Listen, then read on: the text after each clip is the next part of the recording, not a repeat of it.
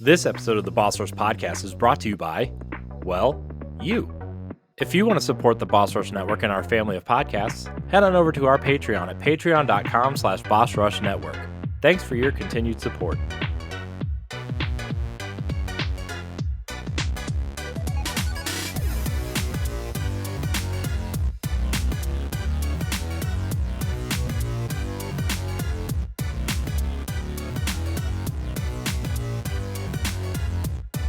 Hello, everybody. Welcome back to the Boss Rush Podcast, a great place to play games and be better. I'm one of your hosts, Corey Derrigan. Alongside me, as always, is the PC muscle race himself, LeRon Dawkins. What's poppin'? Hi, LeRon. What's up? How's it going? I missed you. Oh, hey, that's my line. I know. It's going all right. Today was a long day. I fought my way out of being tired, hungry, angry, sleepy, and having a headache. If you say here. Bashful and Dopey, you might have all seven dwarves there. Right? Yeah. Oh, Dopey was in there. Bashful, nah, not today. Not today. I would say that's the one thing LeRon may not be.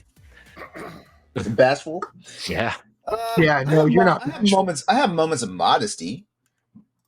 If you are bashful, I am the most confident person to walk the face of the earth. Yeah. Well, also joining us is the magical PK Power, Pat Klein. Hello. I have returned, much to your dismay. Magical? I'm a magical girl. Okay? I missed you, Pat. I'm not I asked where you were, and I wanted to know, and I was kind of sad you weren't here. I missed you too, man. We know you can't ride my coattails this time, LeRon. I'm gonna be the only one that's truthful, Pat. I forgot you weren't here last week. Yeah. It's cool. I was summoning my inner Viking heritage, my Scandinavianness, and I was tossing some axes. I thought you were gonna say tossing some salad. No, Scandinavians do not show, eat salad. Corey. Wrong show. Look, man, it's been a long day. It was a long night. It's been a long. With jelly or syrup, I prefer syrup. I feel like Corey's feeling himself tonight. Oh my god, man, dude! No, I feel like those movies where they take the drill and they put it to someone's head and like let the pressure out, but they really just mutilate their brain. Let the pressure out. Yeah. Speaking of letting the pressure out, also here is the man, the myth, the legend. Matthew Kiel returns. I saw someone get their head drilled today, actually. Ooh, how was that? Not the sexy kind of way. What? No, not that head either. Oh no! No, not the sexy head, LeRon. The cranium head. No, it's fine. I'm good. How are you? Man, this is Did they let all the demons out? If the cream sets out too long, you must whip it. That's all I'm saying. This is where we're at. This is where we're at. You can tell it's going to be a good show when 5 minutes in we're in shenanigans. Don't worry. When we get to the games we are playing, I'm going to talk about boobies. Oh, I guess I know. Power pack bat in the house. I love it. I guess I know what game he's been playing. Man, I want to play that game, not because of the boobies, but because it looks fun. I want to play that. I don't play Warcraft. I play Hello Kitty Island Adventure. That's a South Park reference. I want to play a game too, but it needs to not be on PlayStation 5. Man, well, okay. Can we just? Yeah, so we're just gonna have to go with this. I need to know what you guys are talking about because I have no clue. Stellar Blade. We'll get there. Oh, Stellar Blade. Yeah, I got democracy to spread, son. Can we just hold on? We got to go back, Matt. Can we just talk about how good the World of Warcraft episode of South Park is and how it's like? Fantastic. I think it might be it might be one of the last truly amazing South Park episodes. Not that the show hasn't been good since then, and it has been great at some points, but that is like one of the truly last legendary episodes. I feel like. Yeah, it was the last in the time that I was watching. Week to week for sure. Oh man! And then like when the games came out, like I started watching it again, and then I just, it's South Park. I can only take so much South Park. I love South Park, but only in small chunks. Yeah, it's too toxic as far as I'm concerned anymore. Man. Good times though, man. It was good times. Gosh, the I feel like I don't know like I used to watch South Park and I feel like it lost its magic somewhere but it lost its magic for me like really early, not like how some people like, oh, it didn't start losing its magic like the 23rd season. 23rd season, Jesus. Yeah, How many seasons of the show are there? They're almost to 30. Mm-hmm. Yeah, It's they're like been a while. There's 2 years. They're 2 years away from 30. Mm. So I'm pretty sure they started in 96. You probably have no intention of stopping either. No, they're on season 27 right now. Yeah. Well, whenever it premieres, they're on 27. Yeah, and I think they took a year off because of COVID. I think that's why. That's why. But it'll still be 30 years since it started. Yeah. Mm-hmm. Yeah. Man, what a... Can't believe that's going on.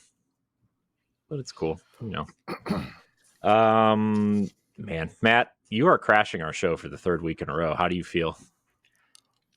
I mean, One of us. It's nothing that a really good shower can't take care of. I'm just kidding. I love coming here. You guys know this. I know. I wouldn't try and rearrange my day to do it if I didn't like it. Oh, I thought you meant you weren't going to rearrange your day to be on because it was just so mediocre. No. When you asked me, I know it took me a long time because I was on call, but I was like, okay, I have to do some things, but let me try and make that happen.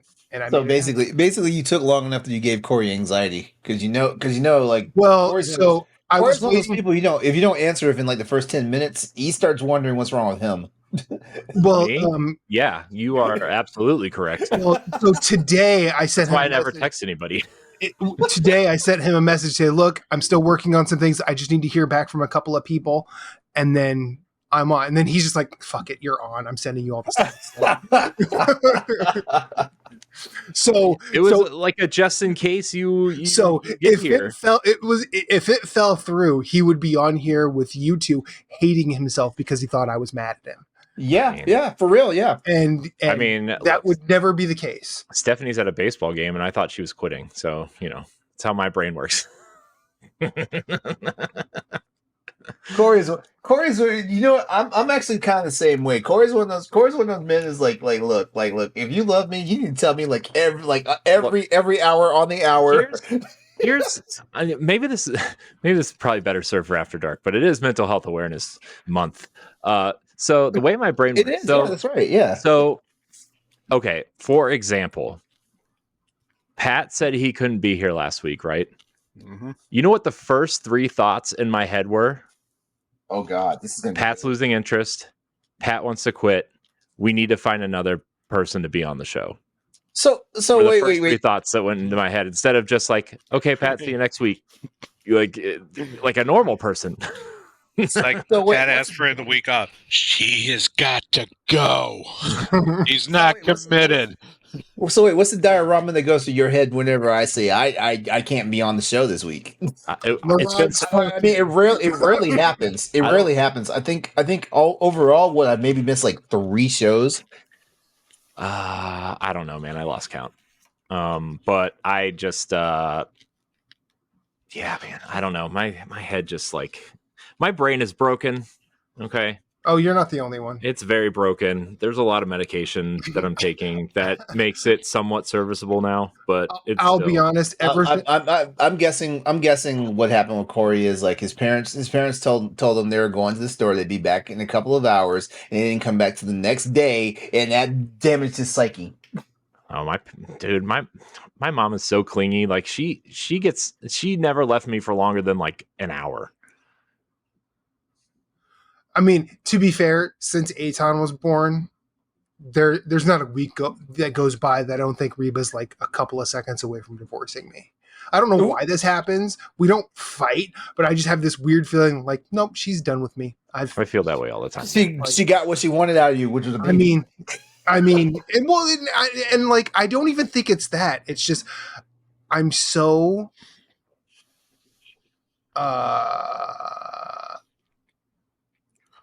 I'm so self-deprecating. I cannot give myself any credit. Like, I really can't. I 100% can't. So I totally understand where. That's why it's probably why Corey and I are friends. Mm-hmm.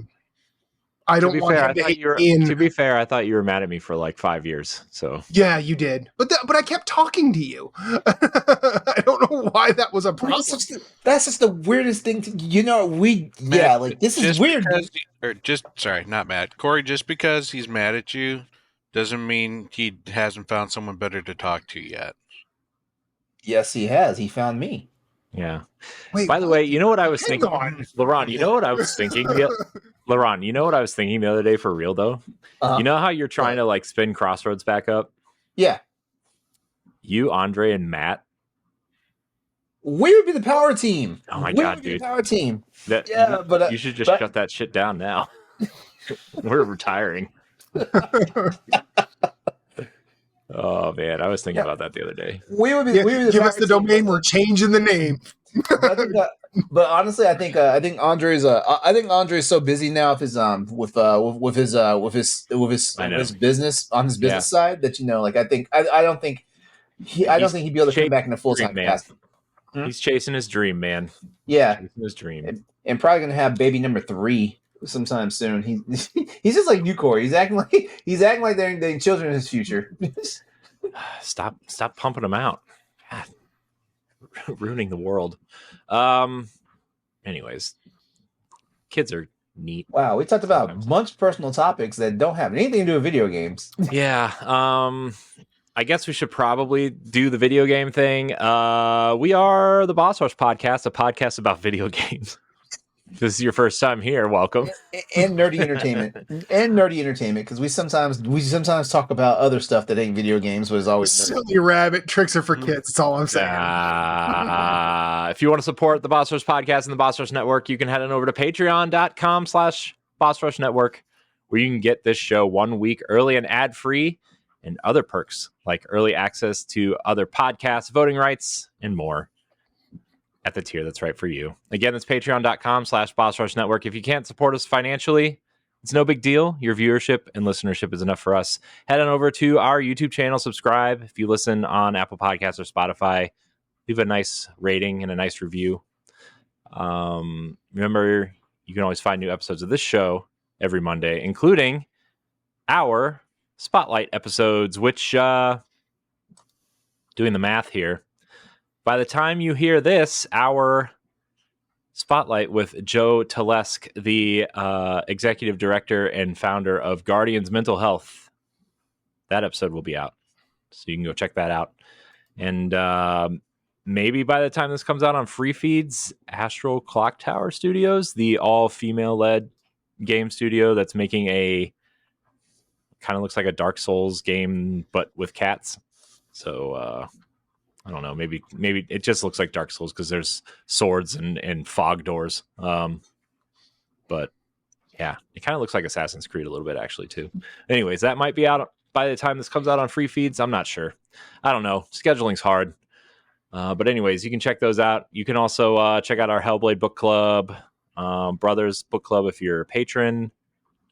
Other important news: expansion pass is moving to once a month because scheduling is hard and Ed works late and I don't want to stay up late and the quality of the show is dipping because we record at midnight and I don't want to do that anymore. And I want to make sure we have a quality show for you. So heading to once a month, and it will be like an hour and a half long instead of a half hour long. So yeah. Anyways, that's it, I think. Oh, the store. It's Asian and Pacific Islander Heritage Month. So you can check out that shirt if you want. It's pretty cool. We've already sold 5 of them somehow. I didn't know that many people bought stuff from us, but it's happening. So you can do that. Nice. Yeah. So I think that's it. I think I got everything. I think I checked all the boxes, updated everybody. Let's get into what we've been playing. Matthew Kiel. Same. Are stuff you saving same democracy? Oh yes, I'm spreading democracy like cheeks. of. I thought you were going to say like lakes. I too tired to come up with anything else. Spreading it like butter over bread. You know what I'm saying? There was an update this week, and it has so I can imagine you probably felt this way in Destiny when like an update would come and like mess with weapons. I used to. I don't care anymore. But Right. yes, I used to. It's really funny to me to watch like big YouTubers put out echo chamber ish, doom and gloom soundbite videos that absolutely echo through the player base when just a little bit of thought can make things just a tiny bit better. The first big update in Helldivers in terms of like a balance patch took away the railgun. It nerfed. In Helldivers, each weapon can have multiple fire modes. The railgun, which is a stratagem you get when you reach level 20, was at the outset, it was ridiculously overpowered, and everybody ran it because it was kind of a set it and forget it type of weapon. You could run it in safe mode or unsafe mode and absolutely take down anything coming near you. And everyone loves to be overpowered.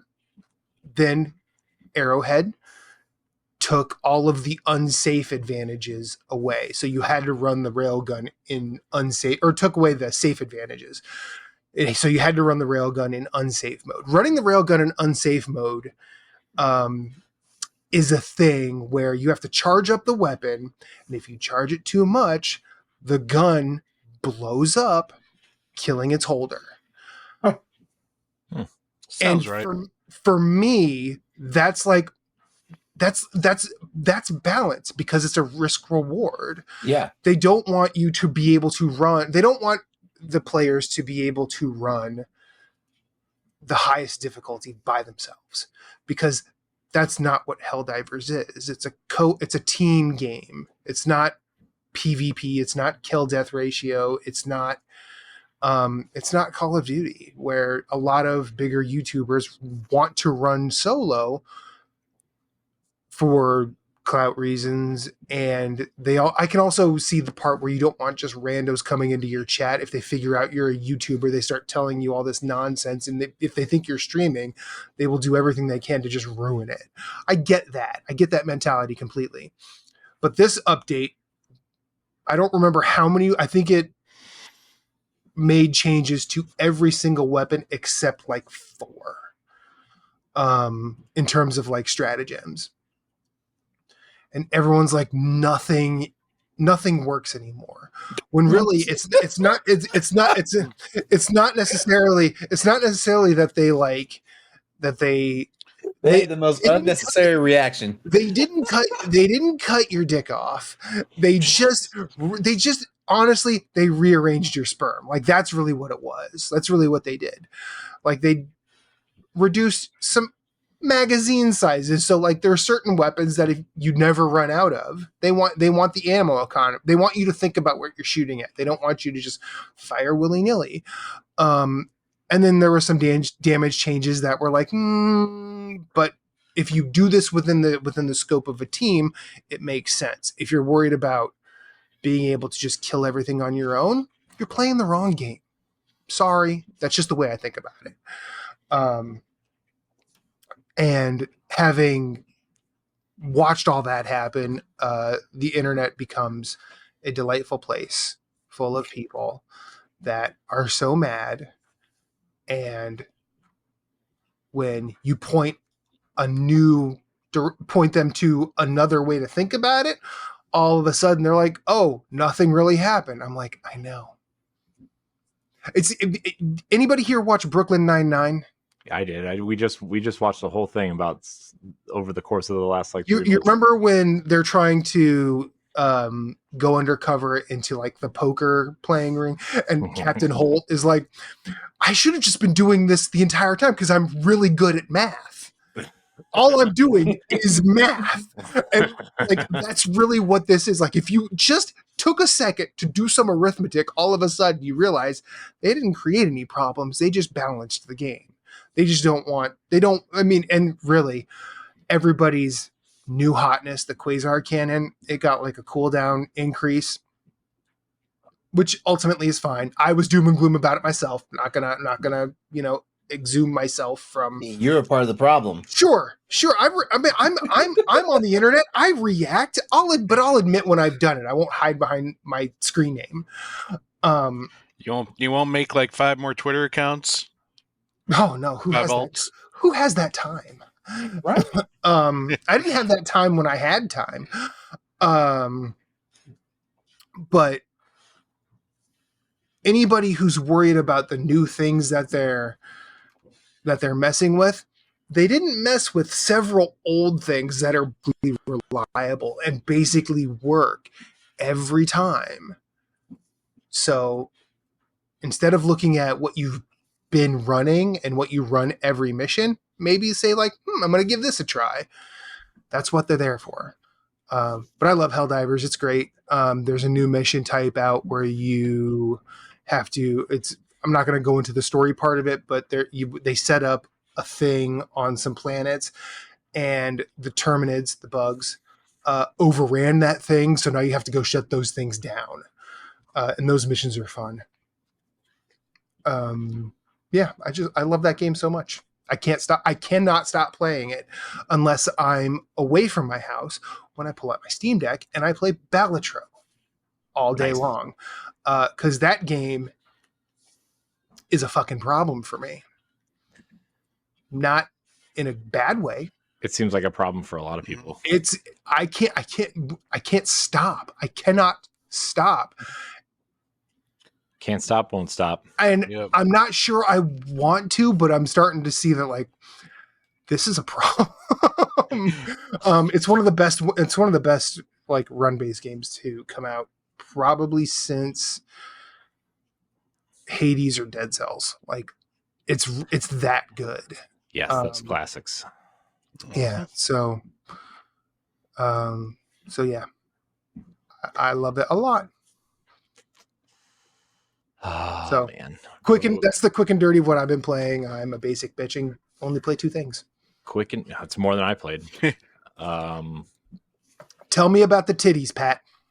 The titties? You want to know all about them titties, huh? Tell me about the jiggle physics. I am a married man, father to a 14-month-old. Mm-hmm. I see them so little anymore.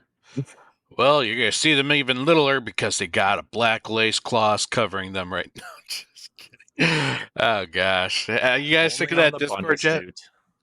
What? No, I haven't. Okay, so just recently when Stellar Blade came out, it got patched, and people are crying foul and censorship because they put a black piece of sheer lace right on the boobies. So they're thinking that, people have cheated them out of a $70 booby purchase. What did it? So I need to find it. Okay, hold on. Some questions, if you please. So people are pissed because the developer put black lace over the boobs. Yes. Now,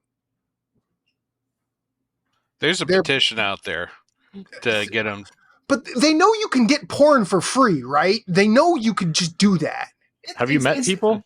It's just like the whole thing. I don't understand why people have nude mods for freaking video game characters. I don't get it. There's a Skyrim mod where everything is dicks, and yeah, and you know the funny thing is I'm a big fucking pervert too, but I'm like I don't need to see naked people running through Raccoon City while I'm trying to escape a zombie nightmare. Like.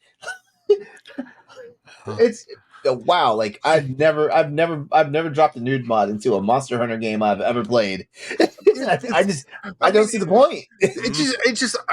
Are everybody just Dirty Randy and Rafi from the league? Like, I mean, because like, why would you get mad at this? And well, I mean, because it was hailed as the incel, because the incel army is basically saying that all the realistic women nowadays are like ugly, and finally they get a hot woman, and now they cover that hot woman's one costume. Actually, it might be two costumes where they cover up just a little bit of the cleavage. And so now they're upset. See, yeah, this just reminds me of that scene between Dirty Randy and Rafi in the league where Rafi is like, Dirty Randy, what happened to your car? He's like, oh, I lost it racing Korean teenagers. And he's like, why were you racing Korean teenagers? He's like, honestly, it's the only way I can get hard. And I'm just like, that's what that ring was like to me. Mm-hmm. I have to look at a video game protagonist because honestly, it's the only thing that waves my flag. Well, guess what? All they have to do with that model is literally turn it 90 degrees, and you'll see a large amount of side boob. But they obviously aren't. You can't draw the rest of it. That says more about you than it does the game. I'm sorry. Mm-hmm. And then you turn it 90 degrees more. You got basically ass cheeks that are just like full on display, with the little bunny like tail, like right there. So it's like, really, guys? Yeah, that sounds better to me than the boobs. Man, people are ridiculous. And it's a black sheer lace. You can still see the silhouette underneath. You can still see the tatas. Yeah. Anyways, I am playing that game right now. And is the game okay? The game is freaking amazing. Okay, cool. I mean, honestly, that's like all bullshit aside. Is the game okay? Yeah, the game is actually a lot of fun. It's got some like Dark Soul qualities, but you can adjust the difficulty, so you don't have to worry about it. It's not a Souls game. All right, cool. No, it's a Souls game with the difficulty slider. Not a Souls game, then. Yep, fine. I will dig. I will dig.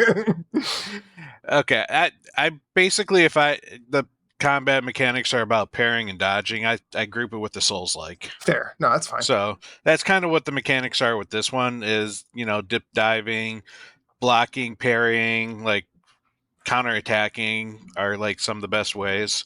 But yeah, it's got this beautiful post-apocalyptic environment. Humanity has been basically like driven off planet because of this like weird, I don't know, it's not like they're aliens, but they're like weird mutated creatures that have basically taken over the Earth. And you are part of a squad of androids coming from space to eliminate these creatures to make the planet habitable again. It's basically the plot line of Nier Automata. I was going to say, this sounds very Nier-ish. Yeah. Nier is amazing. Nier is amazing. And were you quoting Gloria Gaynor? Yeah. Okay, cool. He's an android from outer space. I was like, I immediately went to like when Men in Black, Men in Black Part 2 when Frank the Pug was singing in the car. Yeah. So you go around, you explore. They kind of put you in this like desolated city in the beginning. You get to see some really cool like bad guy designs. The bosses are a lot of fun to play against. And while I did mention the game is like Souls-like with the whole block and parry, it's also a lot more action oriented. So it does encourage you to try and go for those combos while dodging. Okay. So it's faster pace. There's a whole bunch of different skills that you can like add on to your character. It's got skill trees, of course, to upgrade your character. But yeah, I'm loving the setting. There is a lot of missions, like a lot of side quests that you can do. Like eventually you get to a hub where you can get more missions and go explore either previous areas or, move on forward with your mission. But it's a good game. Like, it's very solid. Cool. And if aside from all the controversy and like just play the game, don't like who cares if like a pair of titties got a cloth over it. There's still like that is literally like one costume out of I think there's supposed to be like 70 variations of this of costumes.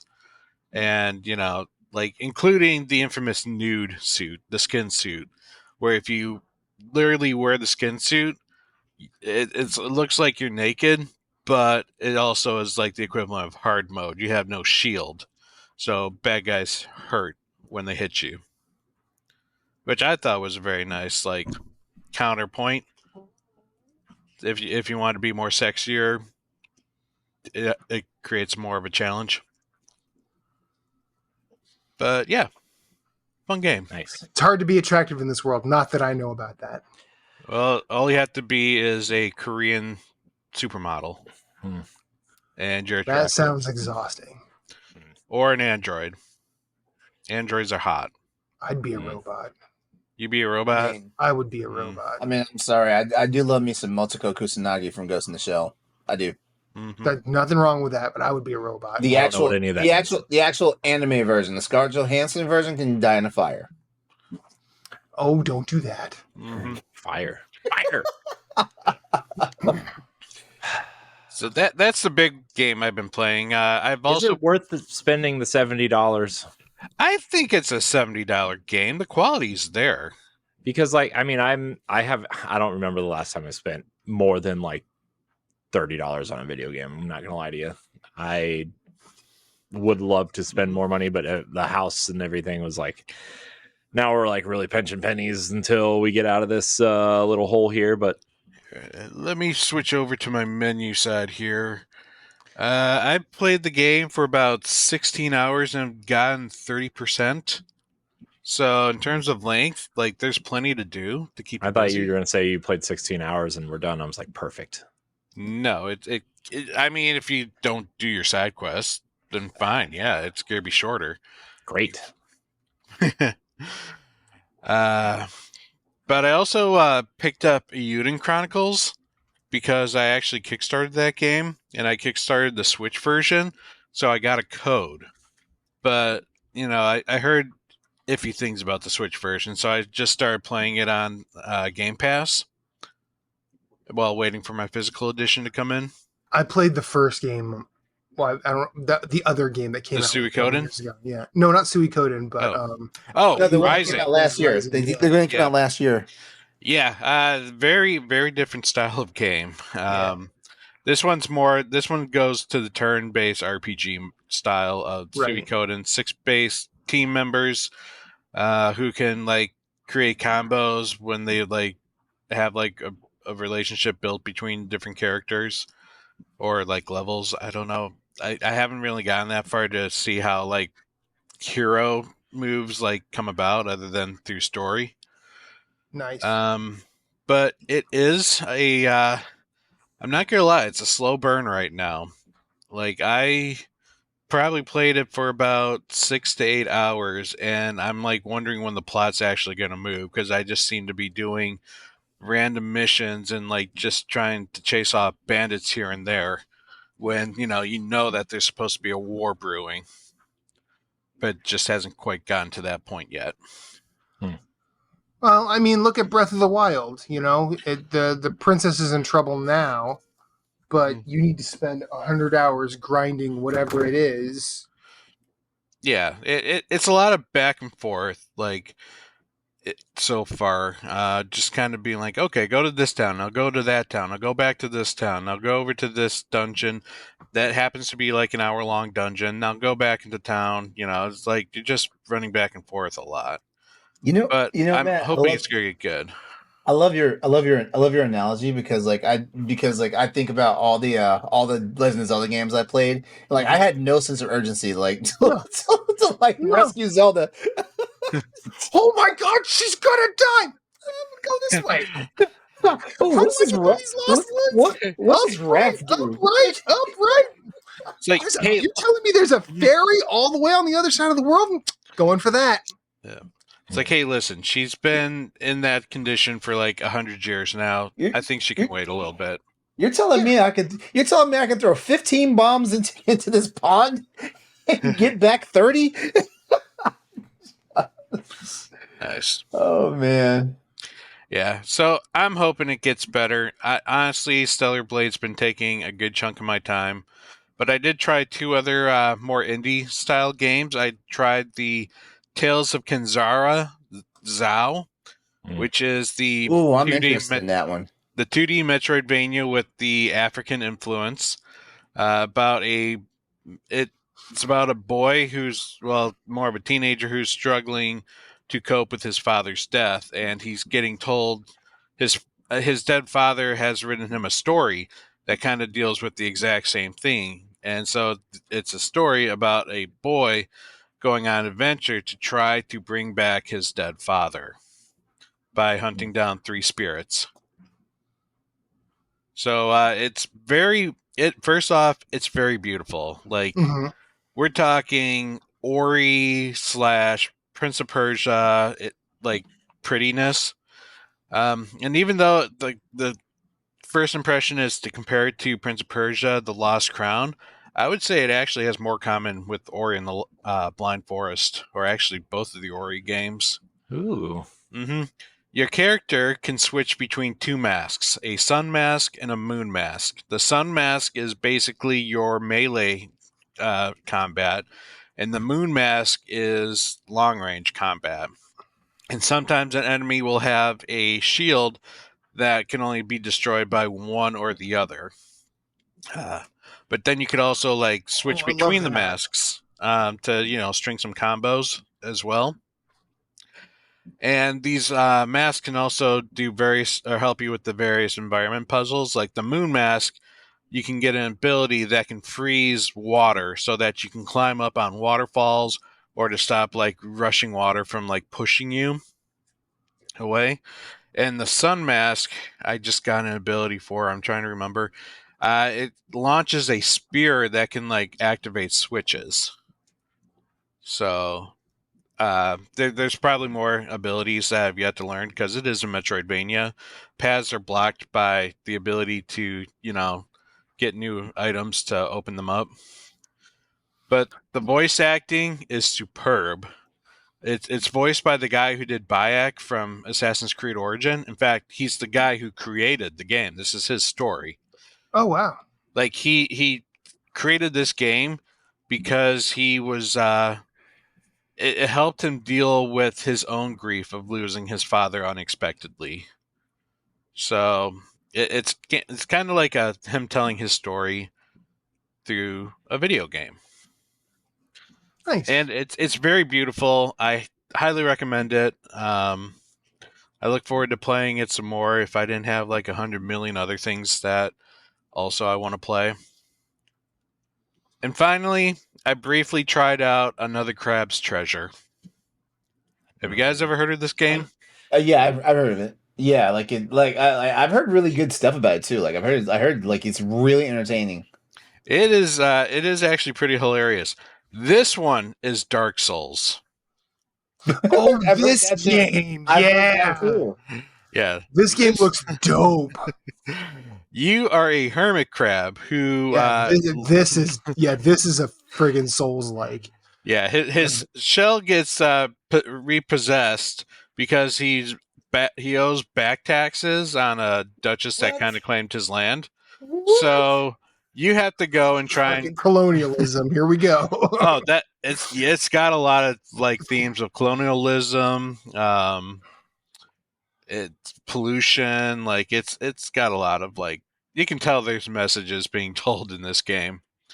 But this crab goes to the Duchess. This was announced years ago, wasn't it?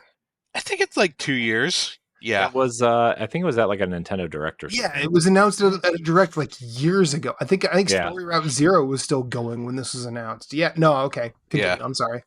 So your job is to go and try and reclaim your shell back, but of course you get sent on missions.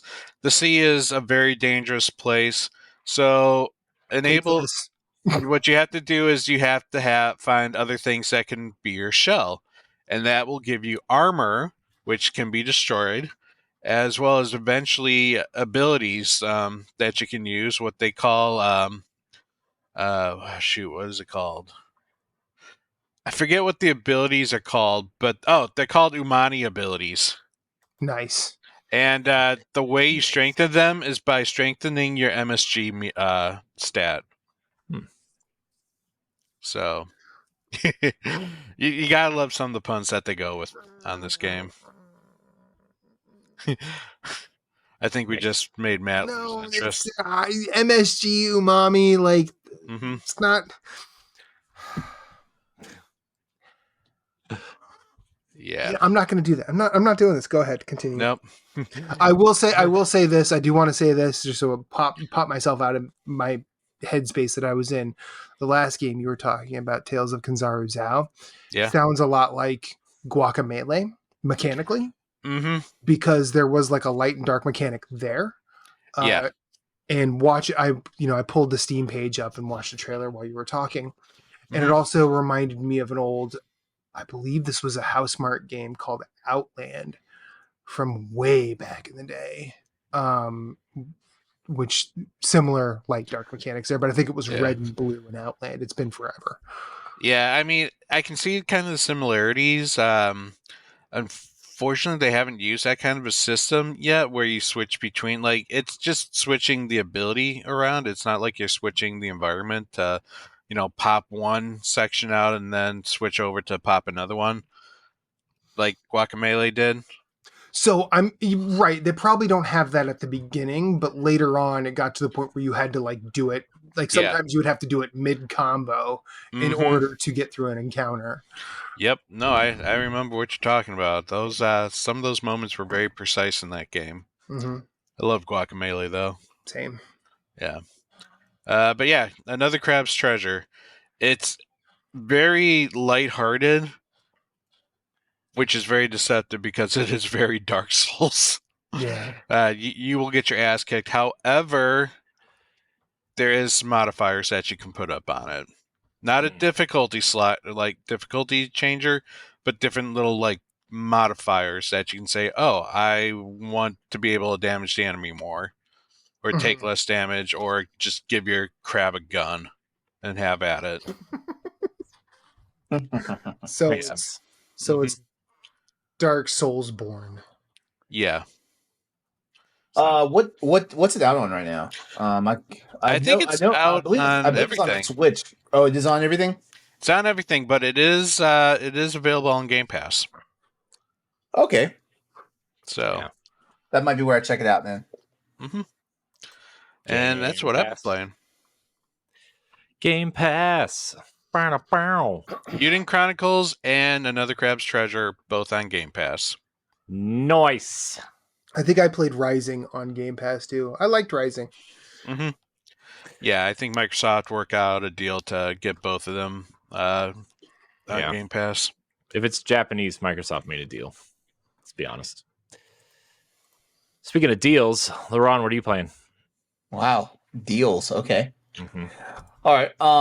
Well, it's more the same for me. Like Tekken 8. I'm not. Yeah, actually, no. I made the announcement that I'm in the blue ranks now, which is a feat. And yeah, like this struggle continues because I'm starting to learn exactly where high level play is at, and I gotta adapt. So beyond that, like finally got back to Monster Hunter World Iceborne and stuff like that. # Return to World. Yeah, and so Matt. Yes. Here's something funny.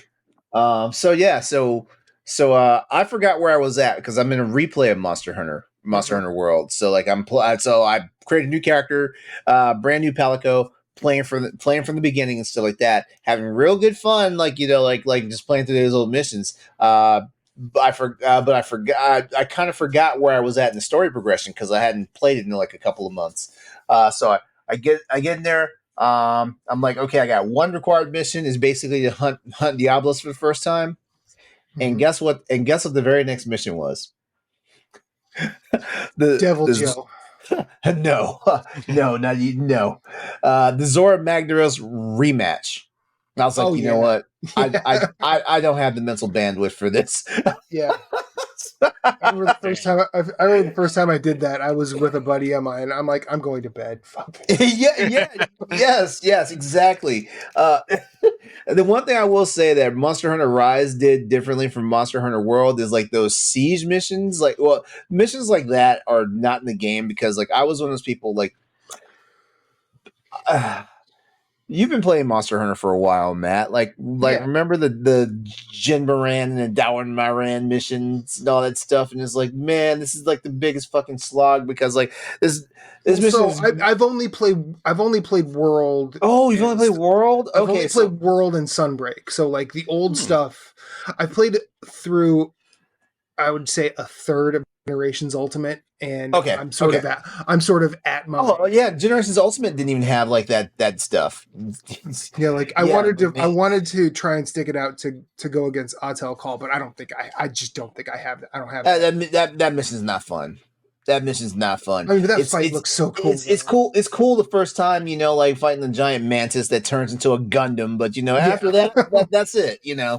After you play it for the first time, that's it. I mean, I've watched it enough on YouTube at this point where I'm like, oh, that's so sick. I want to fight that thing, but also, yeah. But I'm glad to confess that I actually finally beat a game. Well, actually, no, it's the second game I've beaten this year. I rolled credits on Mario versus Donkey Kong. At least the first playthrough. Like I don't know if I have it in me to do the second run, even though the second run is it looks pretty challenging. Not challenging. It looks fun. Because the game. I would say the game got somewhat challenging, but I feel like it was like a really good like entry level game for anyone that just likes platforming, puzzling, and stuff like that. Now, what I do like is for all the people who remember old school Donkey Kong, that final boss fight is basically a throwback to the arcade days of Donkey Kong. Because I can't remember for sure. Actually, I don't want to spoil anything, but because I never beat the original Mario vs. Donkey Kong on the Game Boy Advance, but I don't remember like the hook, like what they. I feel like they did something different in the final battle than they did in the original game because I'm like I don't remember this, but then I also don't remember beating the original game, so I don't know. But yeah, it's fun. I enjoyed it, and like I told you, Pat, a couple of weeks ago, I don't know why I just never beat it. Like because you can literally beat that game in like 6 hours. Yeah, it's a pretty quick game. Sometimes it gets like you need to take a breather. Just yeah. Oh yeah, I had those moments. I tell you what, when we got to the when we y'all will know what I'm talking about when I say conveyor belts and laser beams. That's all I gotta say. And yeah, like that's when I was like, man, like fuck this damn game. World 8 definitely got difficult. Yeah. But fun game. I give it an A minus. No, I give it a solid A. Like it was good. My score may change depending on if I ever go back and play do the second playthrough because like it's basically like new game plus. Like all the worlds are like Toy Shop plus and City Lights plus. So that means like something's up with them. Is that it? Yeah, that's everything I've been playing. Oh. Okay. Well, mine's short and sweet. I have continued my Final Fantasy VII journey. I played a game for the first time in a couple weeks now, and man, I am just not enjoying myself with this game. I told you, Corey. I'm 13 hours. I think a few of us told you, but I can't play the new ones until I beat the original. Why the fuck not? Okay. You know what? I'm doing this to myself. I'm sick of this. If unless someone tells you, well, actually, I think someone probably did try to tell your ass like to play the original Final Fantasy VII, despite the protestation. Everybody, you know what? Hold on. Sure, so it wasn't us. I'm gonna interject here. I'm gonna interject here. See, Corey is in his mid-30s, right? Yeah, we'll say mid. Okay, so So mid-30s, grew up with, a Nintendo and a Game Boy. There's a mentality that is shared in that generation. I'm my generation, our generation, LeRon, worse. Where there are people our age who would not let their kids play like Nintendo 64 or something like that unless they played Nintendo. And so that creates this sickness that Corey is going through right now. Like, he has to play the original because for some reason he believes that that's the way.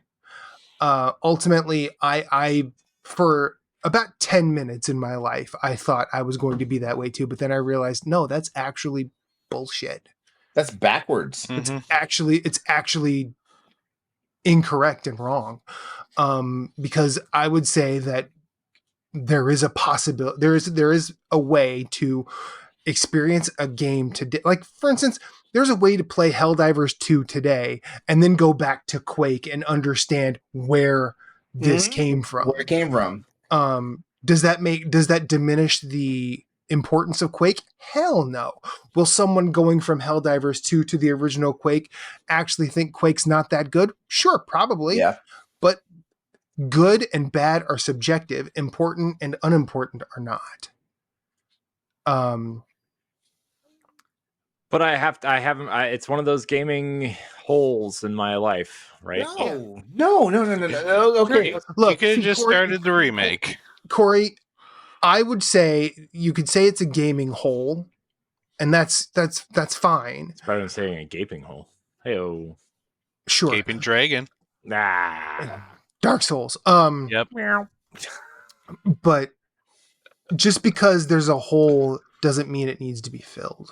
Corey, let me ask you a question. The original Final Fantasy VII, Pat, Final Fantasy VII was 95, 96?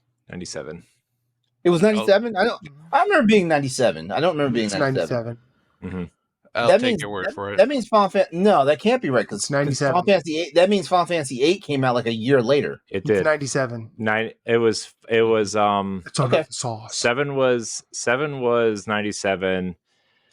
8 was 99, and then 9 was 2000. Yeah. Okay. All right. I miss the days when they can come out with sequels in 2 years. I want to ask you this question. I want you to seriously ponder this before you give me your answer, Corey. Like, was Final Fantasy VII, the original, released at a pivotal point in your life where you had to play it? At a pivotal point in your gaming life that you had to play it. Well, because I'm pretty sure you're knee deep in Nintendo 64 games. So you're probably playing. Well, I played 8, 9, and 10 all in a row, and then I went back to 7, and I thought, man, this is not fun. At the time, this was like 2000. What did 10 come out? 2002, 3, 2. You played 8, 9, and 3? 10. Yeah. In all honesty, 8, 9, and 10 is why you're not having the best time with Final Fantasy 7. I'm going to tell you that right now. I know that's why.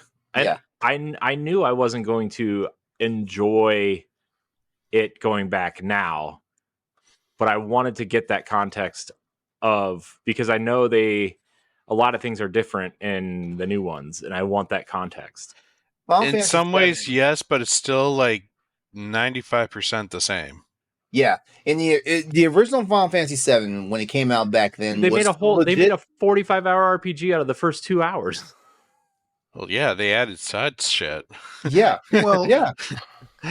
But see, now from what I've heard, all of that sort of serves the greater story too. Like, they didn't just add shit willy nilly.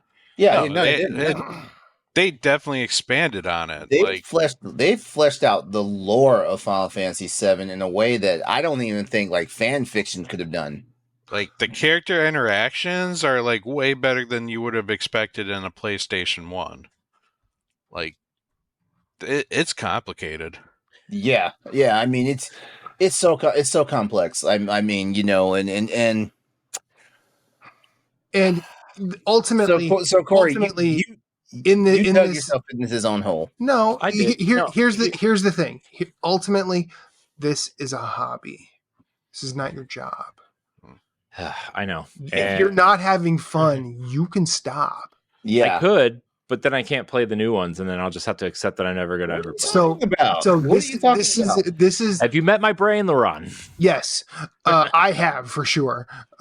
I've sat next to you and watched you eat a cheesesteak. I've met your brain. God, you made that sound like an ordeal. It was great. It was.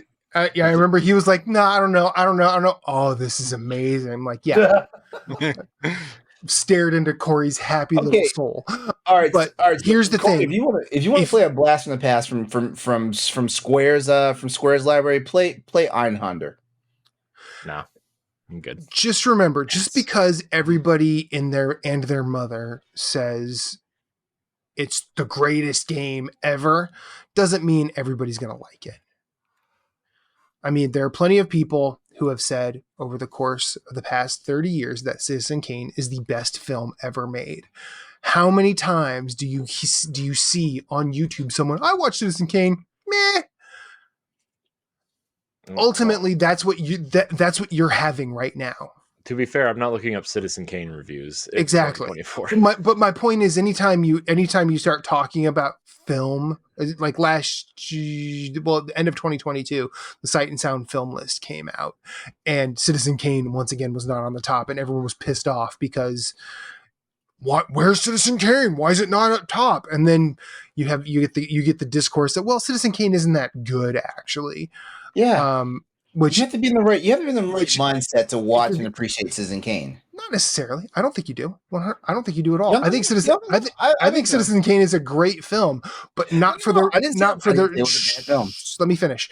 I just want to get this out. Otherwise, we're going to detour, and I'm never going to get my point across. My point is, Corey, you do not need to do this if you are not having fun. I know. And I will personally come to your house.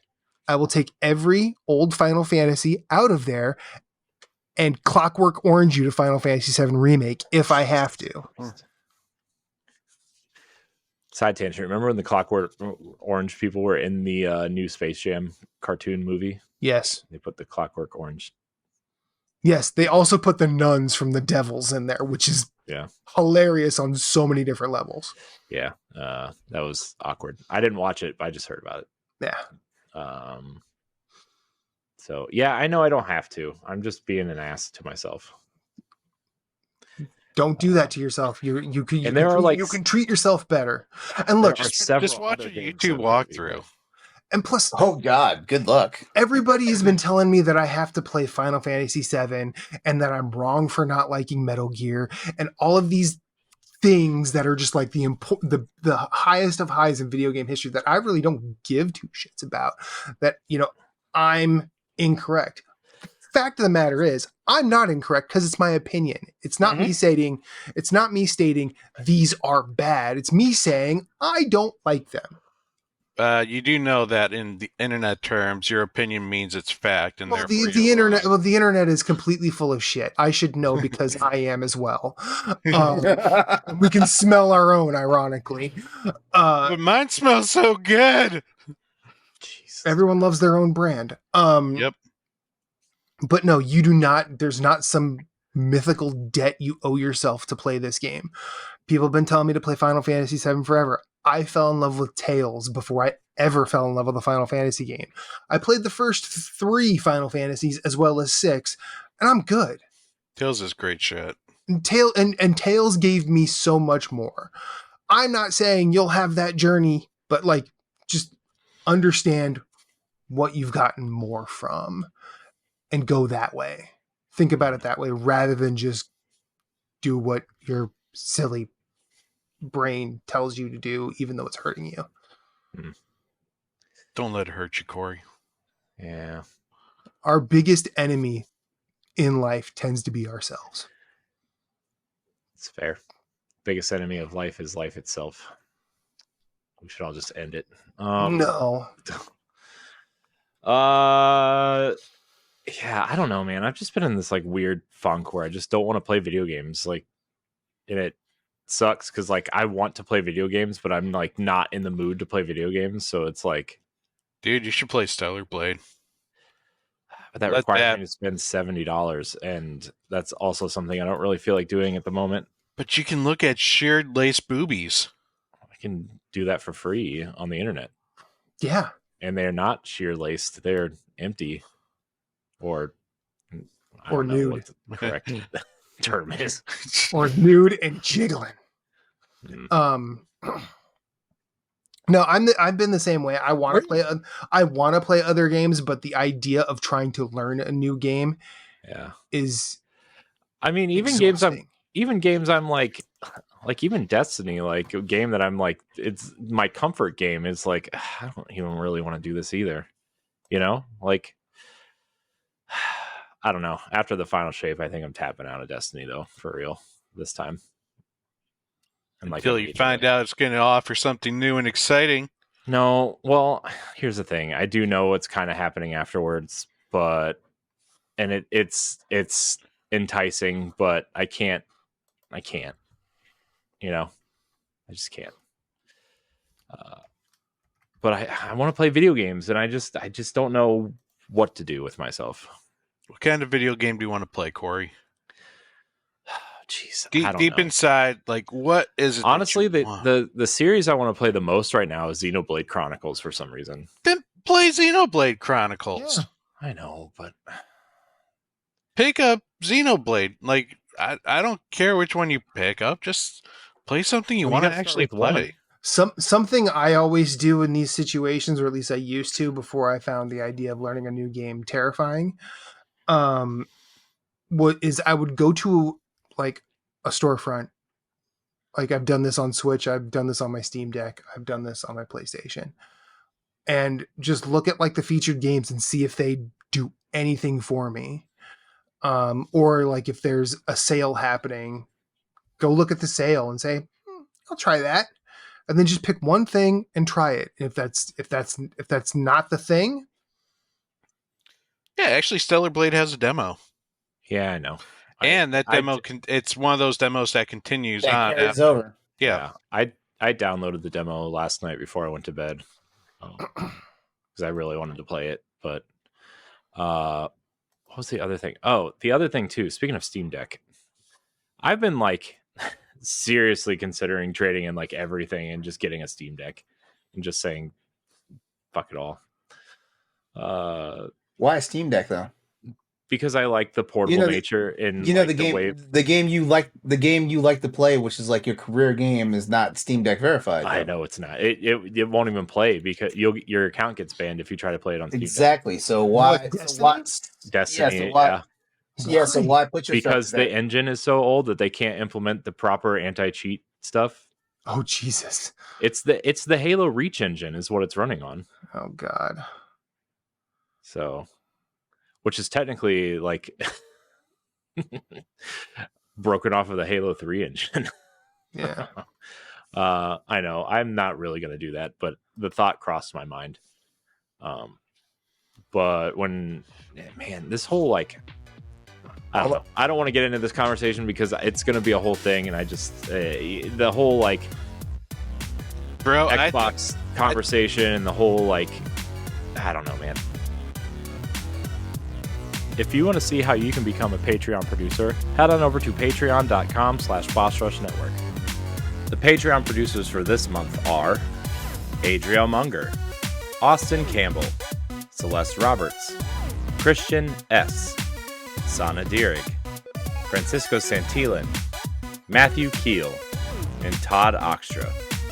Thanks for your continued support of the Boss Rush Network.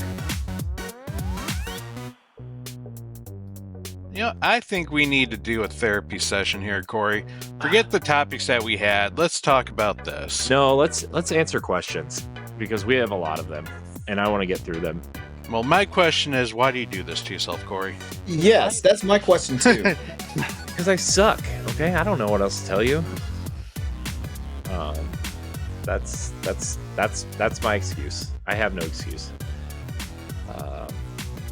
But I don't know. I feel like I was having this while I was not sleeping last night. I was laying in bed with my eyes open, staring at the ceiling, thinking about how I've invested in the wrong platform for 10 years when the Xbox platform. Even though those were 10 years of great memories for you, Corey. Why do you say that?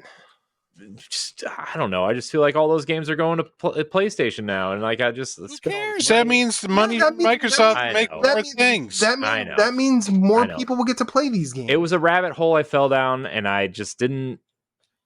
He's depressing me. Let's move on. No. Hang on. No, I really like my Xbox. I prefer the platform. It's just kind of like it's weird talking about Xbox these days, and it's just like I fell down that rabbit hole because I was exhausted.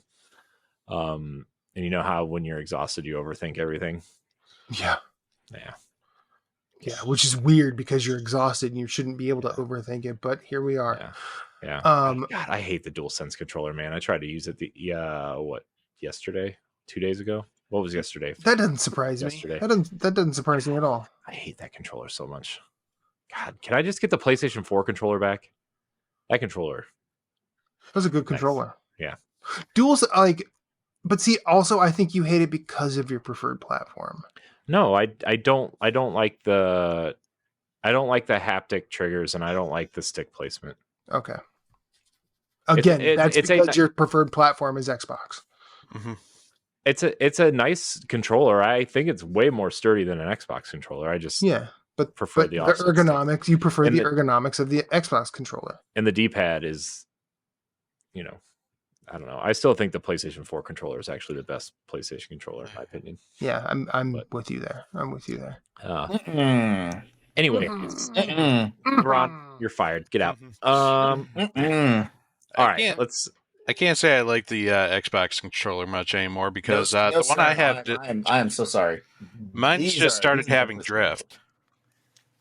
Your Xbox controller has? My Xbox controller is having a drift. Oh. Well, my launch Joy-Cons just started getting Joy-Con drift. Well, they're supposed to. I know, but I've had Joy-Con drift within 3 months. Good for you, man. my old blues. It's time to retire them. We had some good memories, but they're trash.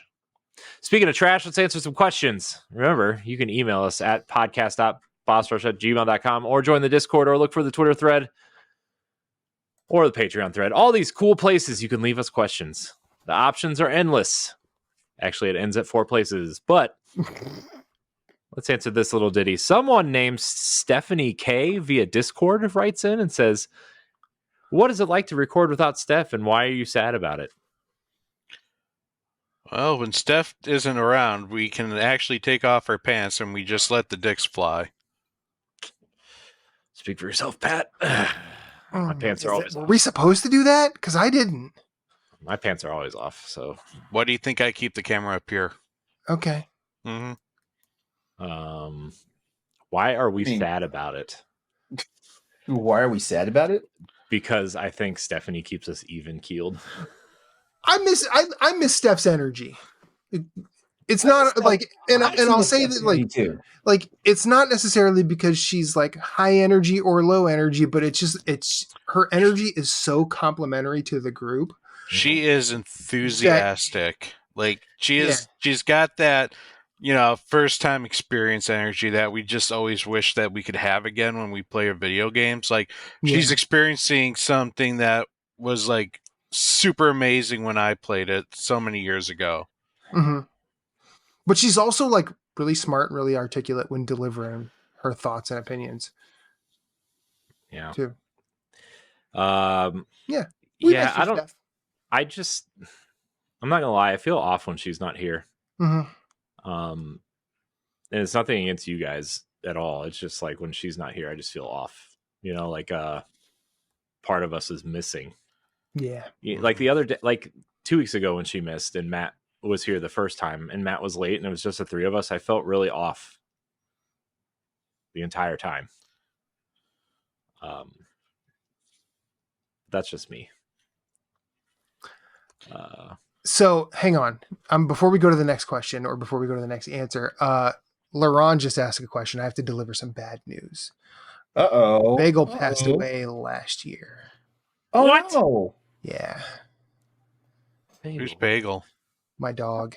I'm How sorry. old was he? He was 15. I didn't know he was that old. Yeah, he was super old. Well, we had to say goodbye to him because he had deteriorated so much. It was becoming it was to the point where like the baby was starting to like get up and crawl around, and with Bagel leaving stuff where the baby was going to be crawling, like it was just the problem. We had to do one of the hardest things that we've ever had to do. So I'm so sorry. That's okay. You didn't know. But yeah, it's been, I think July it'll be a year. And the reason why I even asked the question is because I'm so used to hearing like because Bagel would give you the hey, it's time to go to bed noises. Oh yeah. Yeah. Next question or next answer about Steph? Who didn't answer about Steph? I don't know. I feel like we all chimed in. Steph, we miss you. We hope you enjoyed your baseball game.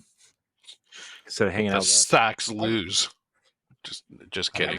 I really hope this Stephanie K that asked this question got their +1 gratification or something.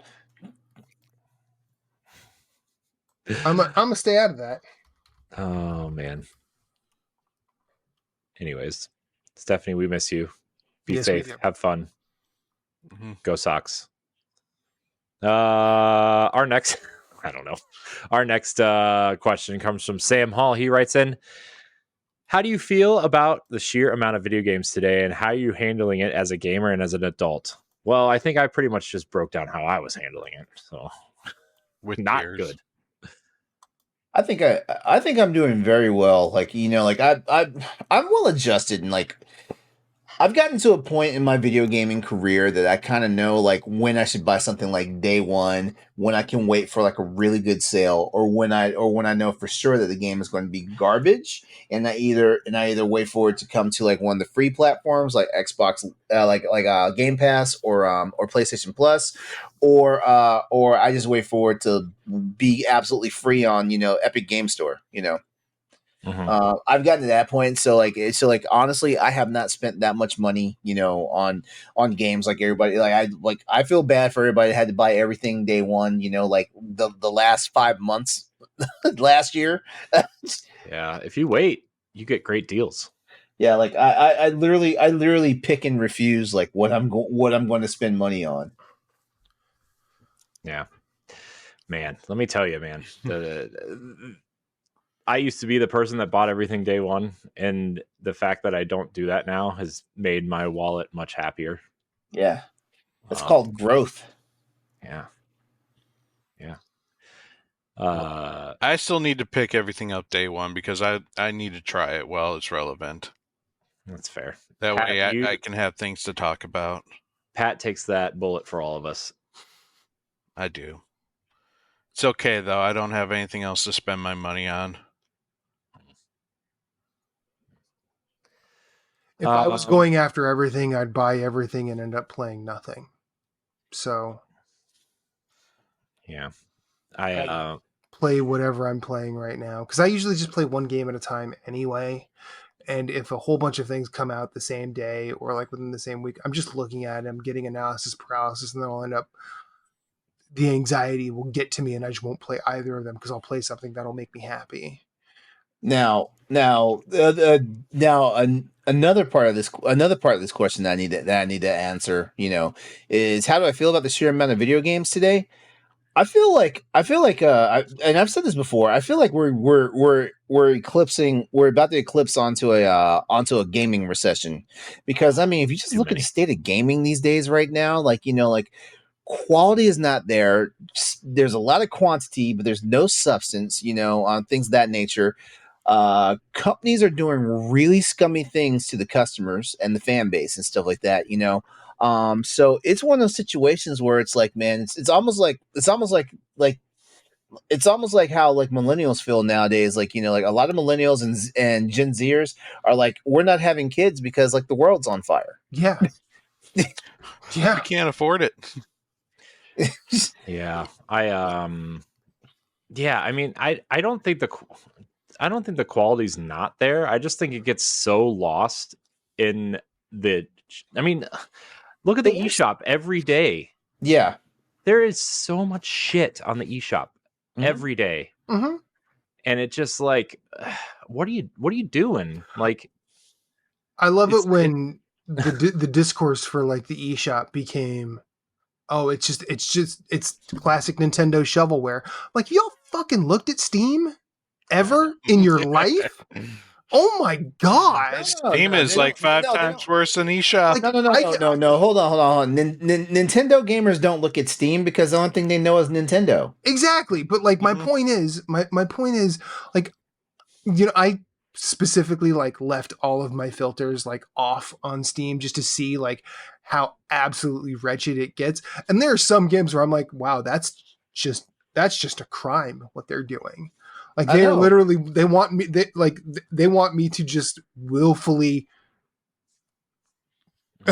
be complicit in their crime. Like well, there's also this too, like, you know, like it's so easy now to, you know, like to create video games, stuff like that. So some people, because we've read interviews where people said, I just made this game. I know it's not a good game, but I just made this game just so I'd have a publishing credit, you know. Yeah, I get that, you know, I get that. Sure. Because I want to have a book authored by the time I'm 50 years old and stuff like that, you know. Yeah, so I don't know, like, and you guys know me, I have two sides to everything, so that makes my argument so invalid sometimes, because I'll be like, well, this is why it's this way, but this is also why it's that way, and I don't know who's on first, what's on third, who's in the outfield anymore, and stuff like that, you know. Today's in the outfield.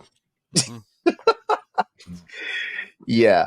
But in all seriousness, I feel like, and you know what? It's not even like I'm asking for everything to be a triple A or a quadruple A, you know, blockbuster or whatnot. You know, like I'm not even asking for masterpieces, you know, and stuff like that. I just feel like the nostalgia that I had for games up to a certain point. This is why I have tons of emulators on like my ROG Ally or my computer and stuff like that.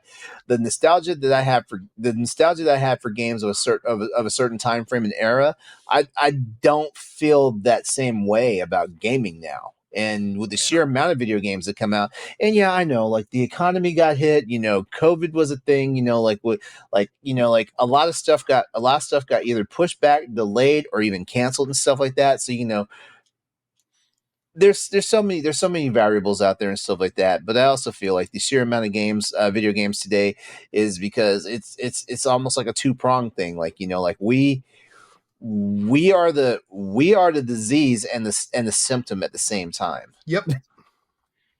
Yeah. Oh man. Well, I'm sorry, Sam, if I just kind of like, you know, like just deflated that question. No, I'm sorry. Yeah, I don't know. I just kind of have like, I do have my go-to list of franchises that I buy day one, right? Or, you know, something that I'm interested within the first month or so. Mm-hmm. I don't know. I just have stopped trying to keep up because I couldn't keep up before kids, and now I'm sure I can't keep up with after kids, and like that's why I'm considering getting some sort of handheld PC device for so long because of that. So I mean, I'm almost ready to drop $30 to buy Monster Hunter Stories, a game that I've already played and beat a long time ago, you know. But it's also because Capcom threw me a bone. Like all the dialogue is voiceovered now, you know, in this game. Oh jeez. which honestly is giving me the appreciation that I need to go back and I need to beat Monster Hunter Stories too, because I never beat that game. And I'm one of the people single-handedly responsible for Corey buying that game. Games are fun for the most part. Gosh, don't you get disappointed when you don't spend money on games and then the game comes out that you're looking forward to and you buy it and you don't like it? Yep. Yes. That's the worst. Yes. All the time. So all right, our next question, everybody. We're gonna moving on over. Our next question comes from Nikolai 2.0. Is Tetsuya Nomura actually insane, or is he a genius? Yes. Yes. Both. Yes. Yes. Kingdom Hearts, everybody. Yes. Final Fantasy VII remake. Yes. Mm-hmm. Yes. He's gonna cross the line though, where his genius is gonna become insane. You know, kind of like where And then Kingdom Elon Hearts and Final Fantasy will blend into some weird near story, and then Yoko Taro will be like, "I've been this way the whole time." Yoko Taro, then Suda51 and Swarmy. They can all I mean, Swery. Swery, thank you. Yeah. Swery, like they can all get together and like just create the most. And Kojima, throw Kojima in there with them. Just make them. I think of the ones you've mentioned, Kojima is the most basic. Like, yeah, his narratives get convoluted, but fucking whatever. Like, Yoko Taro, Swery, Suda51, and Tetsuya Nemora are all leaning so hard into their own stuff that their works feel set apart from the rest of the world. Like, there's nothing like a Yoko Taro game. There's nothing like a Swery game. There's nothing like a Suda51 game. There's nothing like Kingdom Hearts out there. There's absolutely nothing. And there's not a slew of like Kingdom Hearts likes anywhere, because A, that shit's hard to do, and B, like, the games were already, like, Kingdom Hearts 1 and 2, I haven't played any of the other ones, are just so good already. And the fact that they are also coated in about several layers of Nomura's nonsense, like, you don't get stuff like that from Kojima, I don't think. That's another series I want to play through again, is Kingdom Hearts. I've been thinking about it too. I've been itching, but also There's part of me that wants to get back into Kingdom Hearts, but at the same time, like, man, I'm so disgusted with that series. I want to play that rhythm game again. That was a good way to experience Kingdom Hearts all over. Melody of Memory. Yep. Just because I appreciate that music. Yeah. We I had a really great idea for a Kingdom Hearts Let's Play series that we could do if we ever had time or wanted to, or maybe never. But I want to do this, guys. Maybe if you don't think it's a dumb idea, which we don't. Oh man, Kingdom Hearts, man. Kingdom Hearts was good. Man, if I would just stop doing things. All right. I remember when I was playing the first one on, what was it, PlayStation 1? 2. Okay. 2. 2. And I remember in my room, because I think it was just before I had moved out. My mom walked by and she's like, "What are you playing?" I'm like, "It's called Kingdom Hearts. It's basically Final Fantasy meets Disney." And she literally stayed there for about 10, 15 minutes, and then she just left the room shaking her head. She's like, "I don't even know." I go, "Honestly, I don't either, but I'm trying to figure it out." No, I was on my mission. I went on a church mission, and Kingdom Hearts came out while I was on my church mission. And so I asked my mom, please pick up this game. And she looked at it, it's like, "Why do you want a Disney game?" It's like, "No, you don't understand. It's Disney meets Final Fantasy. Like, this is something I have to." And she still didn't understand.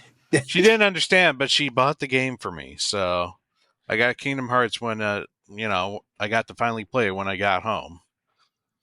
And it was glorious. Yeah. Glorious. Man, Kingdom Hearts, man. All right, Kingdom Hearts 1 or 2? 2. 2. Really? Yeah. Yep. Actually, Birth by Sleep, if we're being honest. I said 1 or 2, LeRon. I know, and I threw a knuckleball in there. He threw 0. Knuckleball your face. Our next question comes from the one true James. He actually has 2 questions. Do you plan to play Tales from Candleforth? I looked it up. Nope, this is not a game I want to play. I had never heard of it before this question, and it's like a point and click puzzler. It looks pretty cool. Yeah. it would be one of those things that like I would play on a sale. It's I don't know if I'd play it right away.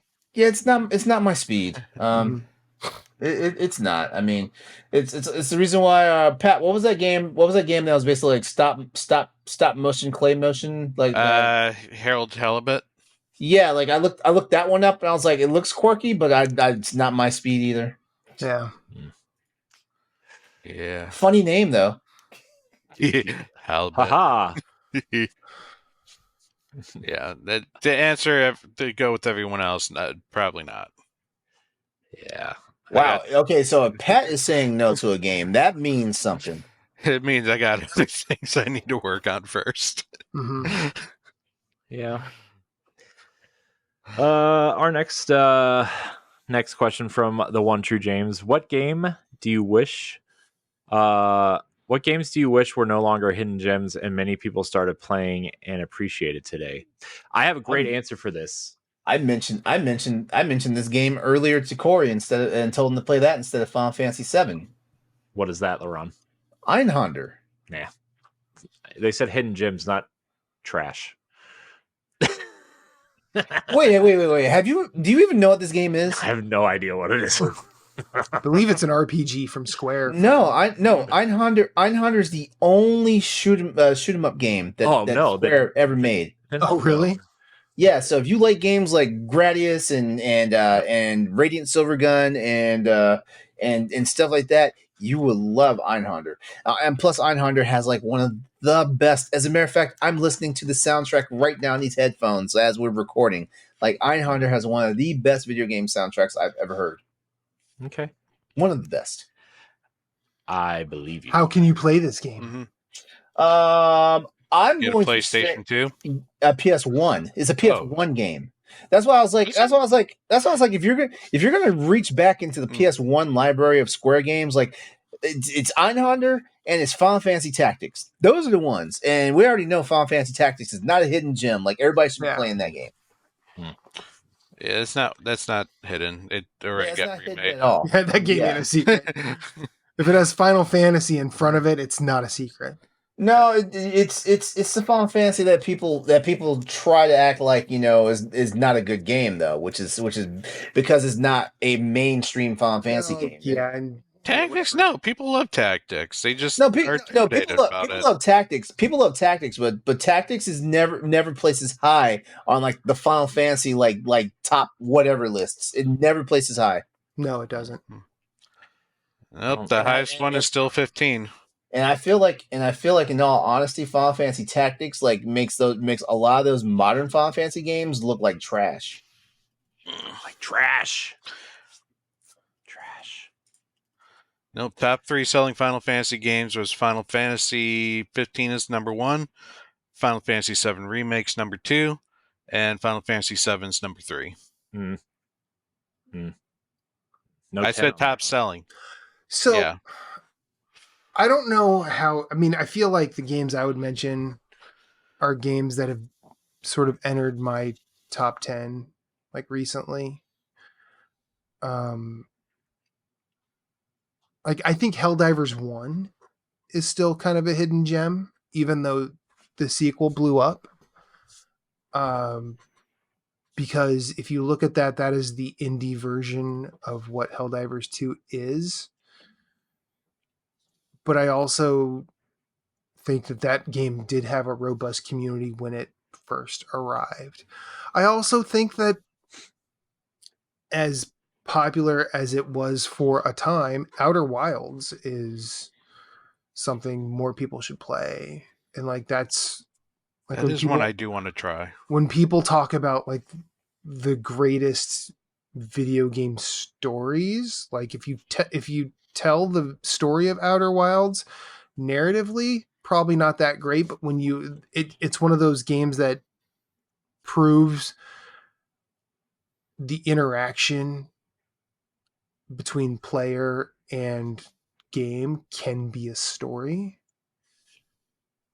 even though it's telling its own, and the beauty in that interaction is still at the forefront. I would also say Kentucky Route Zero, which is a point and click adventure game, essentially. I've heard very good things about that game. I mean, honestly, Kentucky Route Zero could be just a book. I don't know if it would be a great book, but I'm also hearing like if people like that game, they'll really appreciate Pacific Drive. Yeah, I want to play Pacific Drive. I haven't played that yet. But Kentucky Route Zero is one of those games that it was. I read so much about it when it started coming out in 2013. That I might as well have played it. It was one of those things that I never played, but it was one of the coolest things I'd experienced. I'd watch people play it on YouTube and things like that, but I didn't have a PC to play on. And when the game finally came out, all 5 acts were done. It was one of those things that I sat down after I had finished, and I cried, but not because it was anything sad. But I cried just because it was one of the most beautiful arcs in a game that I had experienced. I don't expect everyone else to have that interaction, but it's there. There's a journey there that is worth taking and worth experiencing. Now, it is a point and click adventure, and you are reading more than anything else in that game, and that can be a big turn. I understand that, but I still would say if you can power through that, you will find yourself being rewarded. Other than that, like I think anything that I would champion would kind of be, it's pretty much out there. Like either it might not be at the top in terms of discourse, but it's not exactly hidden.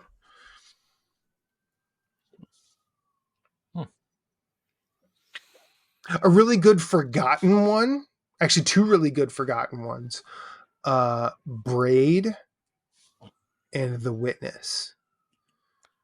Never played The Witness. Heard of it. Braid, I played a little bit of it. Braid just didn't keep my attention, but Braid is a good game. I don't remember the what or the how, but Jonathan Blow, the main force behind those games, was kind of outed as a shitbag for whatever reason. Yes, I remember that. Unfortunately, so like I could definitely see people not wanting to do that. Oh, same with the game Skullgirls. That's a really good fight. That's a really good fighting game, but the main guy behind that also a shithead. So I would, if you don't want to give these assholes money, totally understand. But I paid for them before I knew they were shitheads. So unfortunately, they got my money and were able to continue being shitheads without my knowledge. But all of those games are actually really wonderful. Skullgirls actually kind of was one of the reasons I'm kind of back playing fighting games every so often, because it's really fun. Nice. Oh, I got one more. One more. And Corey, you don't one get hidden gem. You don't get a laugh. This one's actually hidden. It's hidden, forgotten. The developer's gone. Mod Nation Racers, the greatest. Oh my god! Yes. The greatest kart racer ever. Wait. When you say the developer's gone, you mean like he died? United Front. No, United Front. Okay. Yeah. Yeah, they don't exist anymore. They died after Sleeping Dogs. Yeah. They did. But Mod Nation Racers is one of the best arcade kart racers I've ever played. The best creating mechanics, the best actually, management of racing. Like you didn't have to be like a hardcore racer, but it didn't necessarily do like what Mario Kart does, where if you're at the back far enough, you blue shell your way to the front. Like there's none of that. You had to actually work. You had to learn the tactics. You had to learn the strategies, and the soundtrack was good. The base courses were really good, but it also allowed people to go absolutely buck wild with creations in ways that haven't been matched in my experience, except maybe by Trackmania. But Trackmania is that's a wild west frontier situation that I've Wild West. Yeah, that I've not experienced. I am done now. I will shut up. Whoever wants to go next should. Wait, no, I'm kidding. I actually have a really good one that if you are a fan of games like Mega Man or Shovel Knight or these challenging platformers, pixel platformers, it's called Bat Boy. Bat Boy is the sequel to Shovel Knight we never got and always wanted. It is a sports themed Shovel Knight game where you play Bat Boy, who is the baseball player, and all of his friends that get sucked into this dark dimension by this wizard all have sports themes, and all the levels are sports themed, and all the villains are sports themed to save your friends, and it's really fun. It's amazing. It's awesome. You can use your bat as a trampoline and a thing that you can jump higher with, and like. I don't think that's how bats work. They do in the dark dimension. So yeah, it's awesome. Highly recommended. Mm-hmm. So all right. So my hidden gem is also probably my favorite game of all times. Lufia 2 and the Rise of the Sinistrals from the Super NES. It is an RPG, turn-based combat with a lot of puzzles in the environment, and it's literally something I played like, I don't know, it's got to be like 50 times, no joke. Man, taking me back. Okay, how are the titties? Oh God! But how the titties on Lufia? You might as well. Well, you might as well have said Grande. We will say they are pixelated.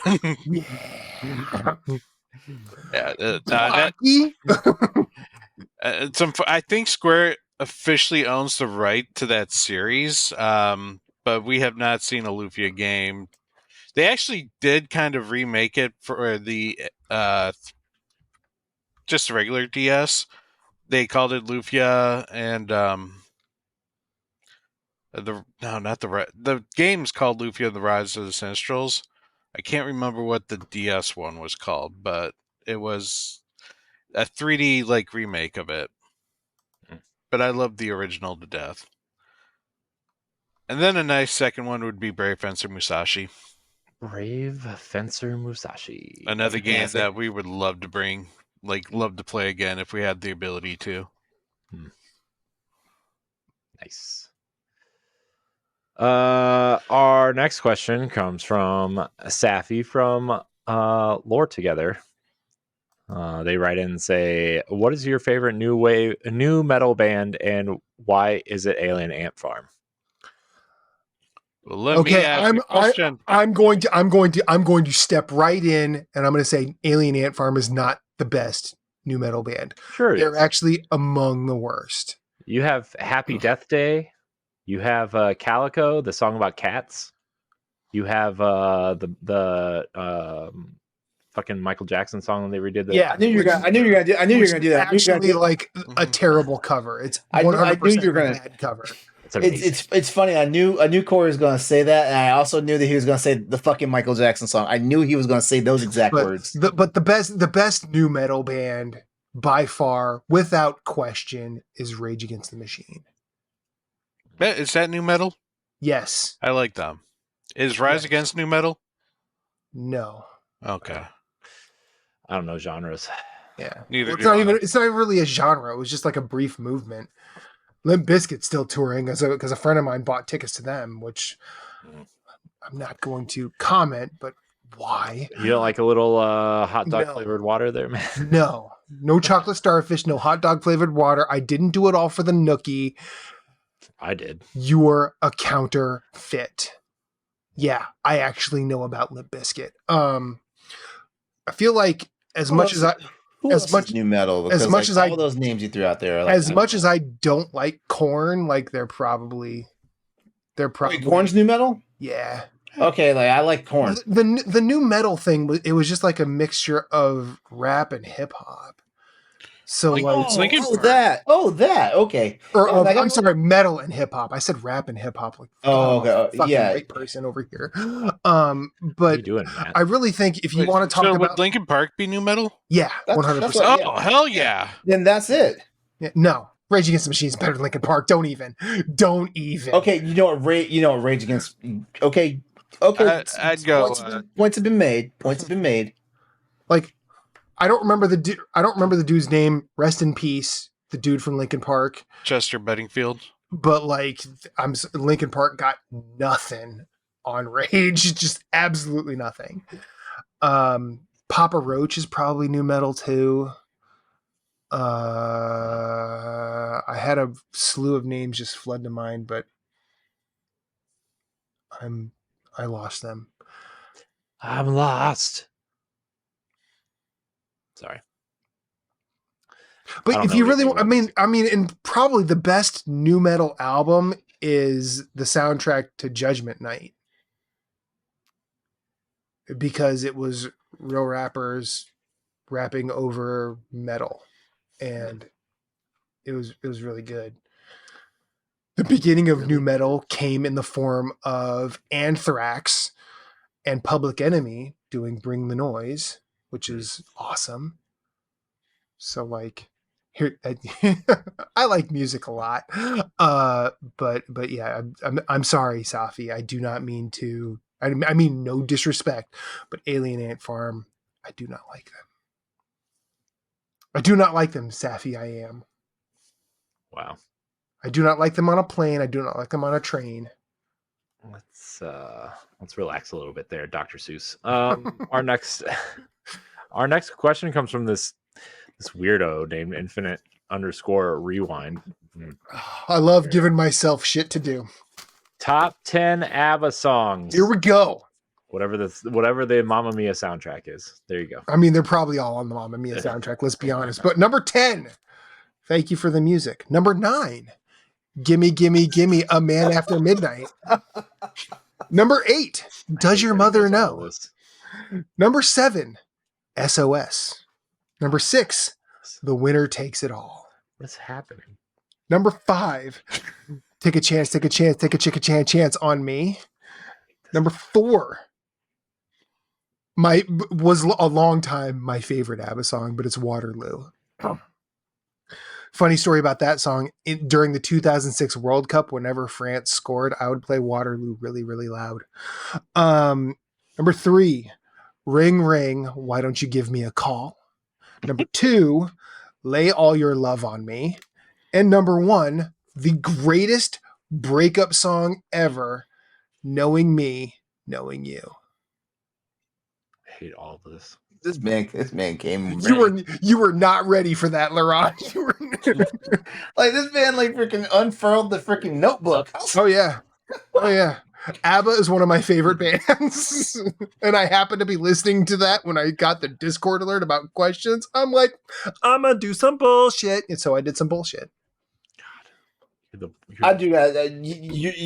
You had Gimme Gimme Gimme at number 9. I feel like Gimme Gimme No is like in top 3 for me at least. Like I'm not the biggest ABBA fan. I mean, but yeah, like their songs are catchy. Like they have really good hooks and everything. And like yeah, they're the pinnacle of like the disco era. But they also had layers to them. Like like Dancing Queen is one of the happiest, but also one of the saddest dance songs in the history of popular music, because it's about someone admiring someone else and wishing they could be them. Yeah. Like ABBA is a layered pop group. Like the two men, Bjorn and Benny, would always say that we just wrote dumb, simple pop songs. Like, fucking no, you didn't. No, you didn't. Not at all. There was nothing dumb and simple about those songs. No. Like even, I mean, like Gimme, Gimme, Gimme, A Man After Midnight. There's layers there, despite everything seeming on the face. Yep. Yeah. ABBA rules. Pat, what did we just listen to? I don't know. I zoned out. Oh, God. Okay. Well, here's the thing. We're going to wrap it there. On that note, on that very... I'm fine with that. Very whatever that was. Matt, thanks for joining us again tonight, as always. Happy to. LeRon, Pat, thank you for your time as well. Appreciate you. Just remember, if any of you don't show up, this is going to happen again. Please don't. Anyways, thank everybody out there for watching and or listening to this episode of the Boss Rush podcast. You can get it 1 week early on Patreon for $1. Just $1, along with other shows and content and book club and all those other things that we do most of the time. Yeah, I think that's it. Subscribe, like, share, rate, and review wherever you listen. Thank you so much for watching, and until next time, we love you. Goodbye. Bye. Peace. If you want to see how you can become a Patreon producer, head on over to patreon.com/BossRushNetwork. The Patreon producers for this month are Adriel Munger, Austin Campbell, Celeste Roberts, Christian S., Sana Deering, Francisco Santillan, Matthew Kiel, and Todd Oxtra. Thanks for your continued support of the Boss Rush Network.